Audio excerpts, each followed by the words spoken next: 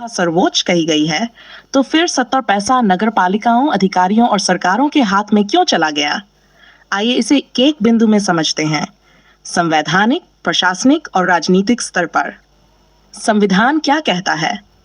ग्राम सभा सर्वोच्च 73वां संशोधन में स्पष्ट लिखा है, ओपन कोट, अनुच्छेद 243A, ग्राम सभा गांव की जनता की संस्था होगी जो पंचायतों को निर्देश दे सकेगी और योजनाओं पर निर्णय ले सकेगी, क्लोज कोट। और फीसा एक्ट 1906 अनुसूचित क्षेत्रों में लागू में तो और आगे बढ़कर कहा गया है, ओपन कोट, ग्राम सभा किसी भी योजना, खनन, भूमि अधिग्रहण, शराब दुकान, जल जंगल जमीन पर निर्णय लेने की सर्वोच्च इकाई होगी।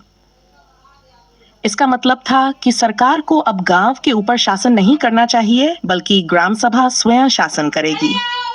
पर व्यवहार में क्या हुआ? सत्ता ऊपर चली गई। संविधान ने जो लोक शक्ति नीचे दी थी, वही कानूनों, अधिनियमों और नौकरशाही के तंत्र ने फिर ऊपर खींच ली। कैसे? वित्तीय नियंत्रण, पंचायतों को कर लगाने, बजट बनाने, विकास योजनाओं को लागू करने के अधिकार दिए गए थे।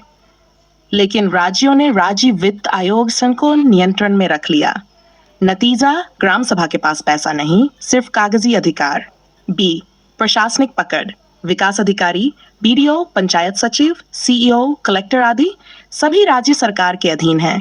ग्राम सभा के निर्णय इन अधिकारियों की अनुमति पर निर्भर बना दिए गए। सी, शहरी मॉडल थोपना, 73वां संशोधन नगर पालिका में नगर निगम नगर पालिका को शहरी प्रशासन की इकाई बनाया गया।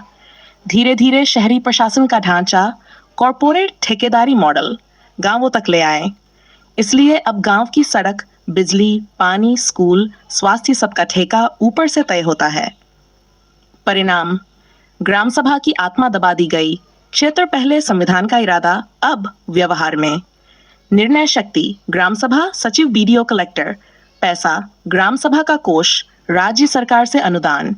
योजना बनाना जनता द्वारा, सरकारी एजेंसी द्वारा। निगरानी ग्राम सभा करेगी, जिला प्रशासन करेगा।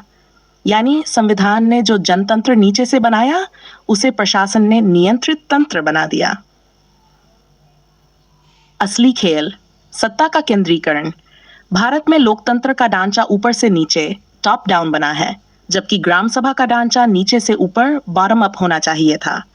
परंतु राजनीतिक दलों को जनता के नियंत्रण वाला सिस्टम मंजूर नहीं था।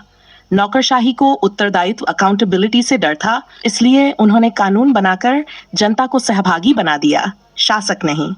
अगर ग्राम सभा को सच्ची ताकत दी जाती, तो यह होता क्षेत्र, ग्राम सभा का अधिकार, परिणाम, योजना, गांव स्वयं योजना बनाता, स्थानीय जरूरतों पर खर्च, बजट गांव तय करता, भ्रष्टाचार घटता, जमीन जंगल, ग्राम सभा अनुमति देती, प्राकृतिक संसाधनों की रक्षा, अधिकारी ग्राम सभा जवाब लेती, जवाबदेही सुनिश्चित, स्कूल, स्वास्थ्य, स्थानीय नियंत्रण, सेवा की गुणवत्ता बढ़ती।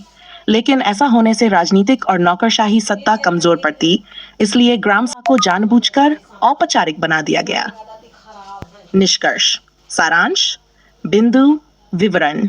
संविधान भाइक्स ग्राम सभा को संवैधानिक दर्जा 92, फीसा एक्ट 1996। अनुसूचित क्षेत्रों में ग्राम सभा सर्वोच्च। वास्तविक स्थिति, ग्राम सभा के निर्णय अधिकारी तय करते हैं।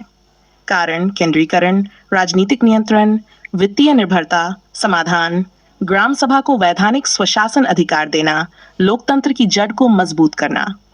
अंतिम पंक्ति, ओपन कोट, संविधान ने जनता को शासन का अधिकार दिया, पर सरकारों ने उसे प्रशासन का कागज बना दिया। असली लोकतंत्र तभी जगेगा जब ग्राम सभा फिर से निर्णय लेने वाली इकाई बनेगी, न कि केवल हस्ताक्षर करने वाली संस्था, क्लोज कोट। क्या चाहेंगे कि मैं अब इसका एक दृश्य चार्ट